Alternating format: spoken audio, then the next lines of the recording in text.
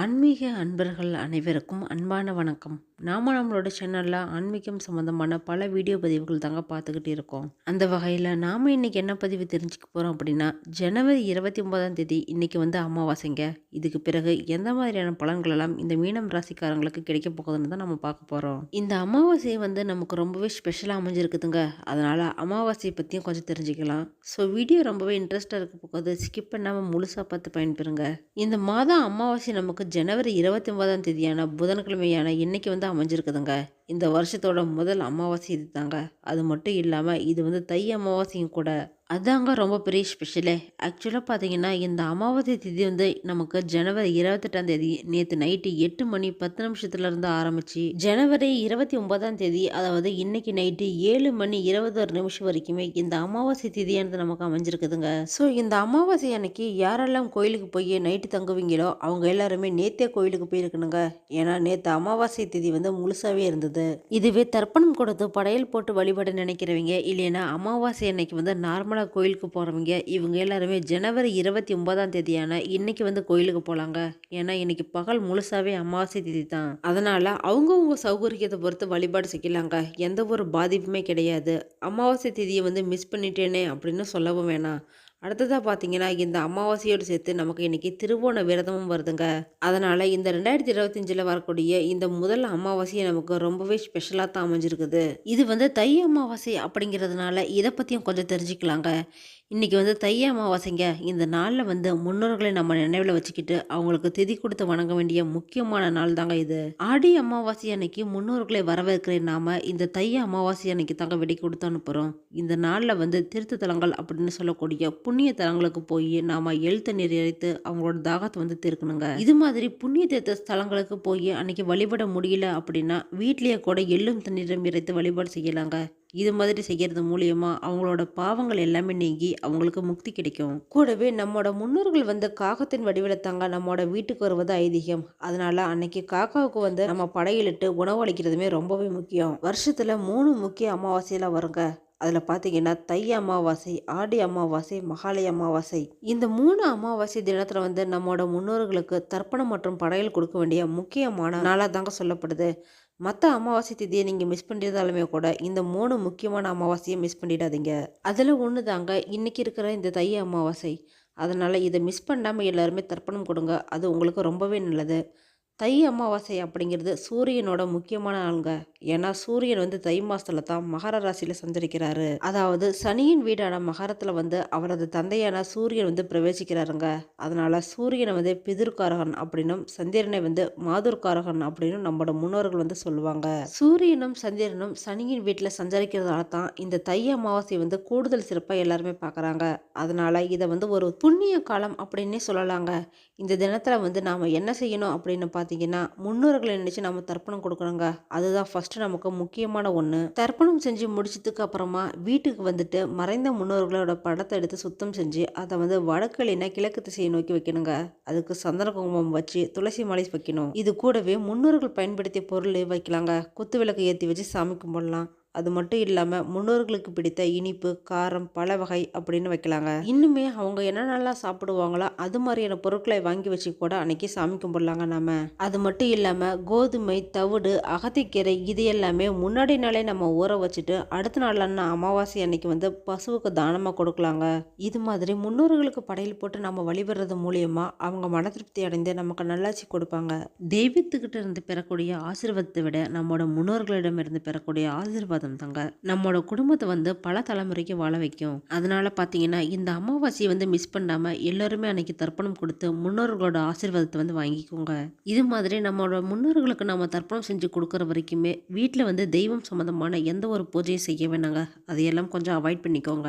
தர்ப்பணம் செஞ்சு முடிச்சுட்டு அதுக்கப்புறமா நாம எப்பயும் செய்யற மாதிரி பூஜையெல்லாம் செஞ்சுக்கலாங்க. மேக்ஸிமம் பார்த்தீங்கன்னா எல்லாரும் வீட்டிலுமே மதியானமாகவே இந்த படையல் போட்டு வழிபடுற வழக்கம் இருக்குது. அதனால நீங்கள் சாயந்தரமாக இந்த பூஜையெல்லாம் செஞ்சுக்கலாங்க. அடுத்ததாக பார்த்தீங்கன்னா இந்த நாளில் நாம் என்ன செய்யக்கூடாது அப்படின்னு பார்த்தீங்கன்னா இந்த அமாவாசை நாளில் நம்ம மாமிசம் சாப்பிடக்கூடாதுங்க. கூடவே தர்ப்பணம் செய்கிறப்ப கருப்பு எல்லை மற்றவங்கிட்ட இருந்து கடன் வாங்கவும் கூடாதுங்க.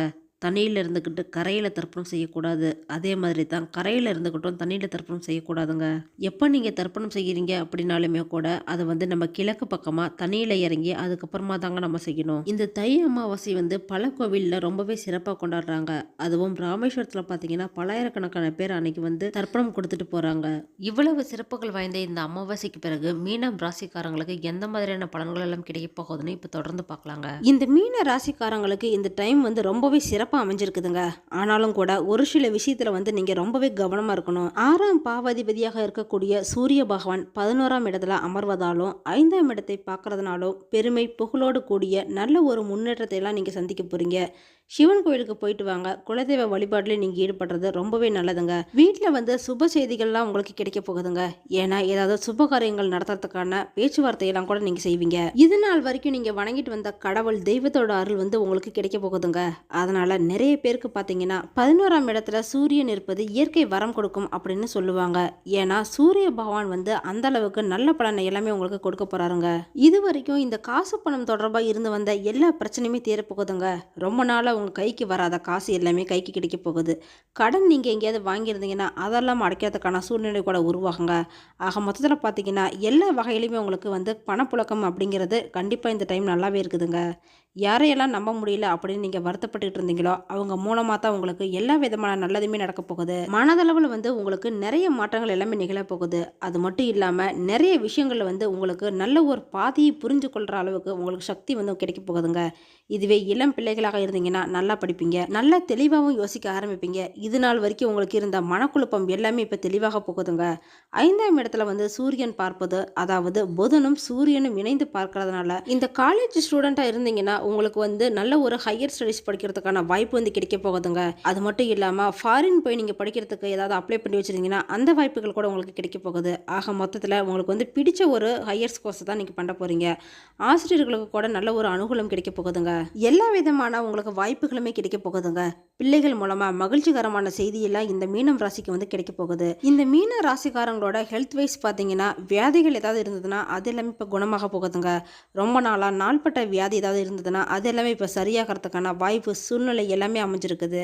சில குடும்பத்தில் பார்த்தீங்கன்னா ஏதாவது சுப காரியங்கள் நடத்துறதுக்கான பேச்சுவார்த்தை ஏற்பட்டு அதை நடத்துறதுக்கான சூழ்நிலை சந்தர்ப்பம் எல்லாமே இப்போ ஏற்பட போகுது. 11ஆம் இடத்துலையும் 3ஆம் இடத்துலையும் 2 கிரகங்கள் அமைந்திருக்குதுங்க. அதை வந்து பார்த்துருக்கிறதுனால உங்களுக்கு வந்து இடமாற்றம், தொழில் மாற்றம், உத்தியோகத்தில் மாற்றம், வீடு மாற்றம் இதெல்லாமே உருவாகிறதுக்கான சாத்தியக்கூறுகள் வந்து உங்களுக்கு கண்டிப்பாக இருக்குதுங்க. ஆஃபீஸில் வந்து நீங்கள் ரொம்ப நாளாக எதிர்பார்த்துட்டு இருந்த இடமாற்றம் கிடைக்க போகுதுங்க. கூடவே பதவி உயர்வு கூட கிடைக்கிறதுக்கான வாய்ப்பு வந்து அதிகமாகவே இருக்குது.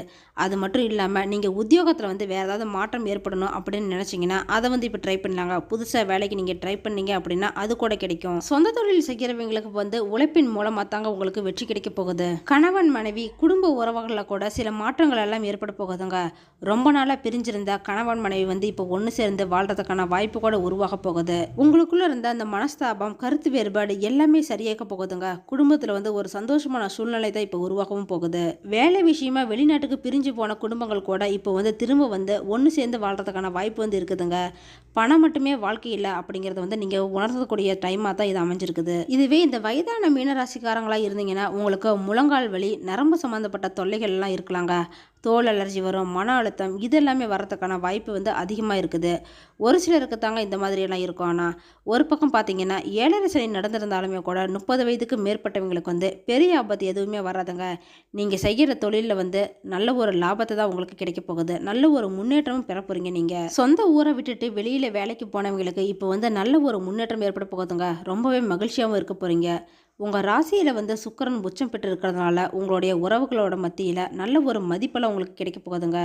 குரு பகவான் வந்து ராசிநாதனாக இருந்து 3ஆம் இடத்தை பார்க்கறதுனால பண பிரச்சனைகள் எதுவுமே வராதுங்க. சொந்த தொழில் செய்கிறவங்க, எரிபொருள் தொழில் செய்கிறவங்க, இல்லைனா ஏஜென்சி, டிரான்ஸ்போர்ட் இது மாதிரியெல்லாம் தொழில் செய்கிறவங்களுக்கு இந்த டைம் வந்து ரொம்பவே முன்னேற்றத்தையும் வளர்ச்சியும் கொடுக்கக்கூடிய டைமாக தான் அமைஞ்சிருக்குது. செவ்வாய் பகவான் வந்து 7ஆம் இடத்தை பார்க்கறதுனால கணவன் மனைவிக்கு இடையில் ஒற்றுமை வெள்ளம் நிலவு போகுதுங்க.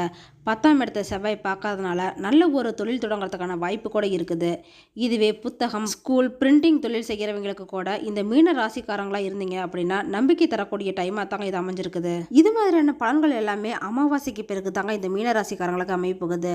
நல்ல ஒரு பரிகாரம் அப்படின்னு பார்த்தீங்கன்னா முருகன் கோயிலுக்கு போய் வழிபாடு செய்யுங்க, ரொம்பவே நல்லது. அதுவும் சுவாதி நட்சத்திரத்தை அன்னைக்கு லட்சுமி பூஜை செய்கிறது மூலியமா பொருளாதார சிக்கல்கள் எதுவுமே இல்லாமல் நல்ல ஒரு தீர்வு கிடைக்க போகுதுங்க. ஓகே ஃப்ரெண்ட்ஸ், இந்த வீடியோ பதிவு உங்களுக்கு பயனுள்ளதாக இருக்கும் அப்படின்னு நினைக்கிறேன். அடுத்தடுத்து நம்ம சேனலில் ஆன்மீகம் சம்பந்தமான பல வீடியோ பதிவுகள் தாங்க வரப்போகுது. ஸோ நம்ம சேனலை நீங்கள் இப்போ தான் ஃபஸ்ட் டைம் பார்க்குறீங்க அப்படின்னா சப்ஸ்கிரைப் பண்ணி வச்சுக்கோங்க. கூடவே பெல் ஐக்கானையும் கிளிக் பண்ணி வச்சுக்கோங்க. அப்போ தான் நாங்கள் போடுற வீடியோ பதிவு உங்களுக்கு உடனே கிடைக்கும். இந்த வீடியோ உங்களுக்கு பிடிச்சிருந்தா லைக் பண்ணுங்கள், ஷேர் பண்ணுங்கள், கமெண்ட் பண்ணுங்கள். அதோடு உங்கள் ஃப்ரெண்ட்ஸ் அண்ட் ஃபேமிலிக்கும் ஷேர் பண்ணுங்கள். அவங்களும் இந்த வீடியோ பதிவை பார்த்து பயன்பெறட்டும். மற்றொரு ஆன்மீக தகவல் வீடியோவோடு உங்களை சந்திக்கிறேன். ஆன்மீக அன்பர்களான உங்களுக்கு நன்றியும் வணக்கமும்.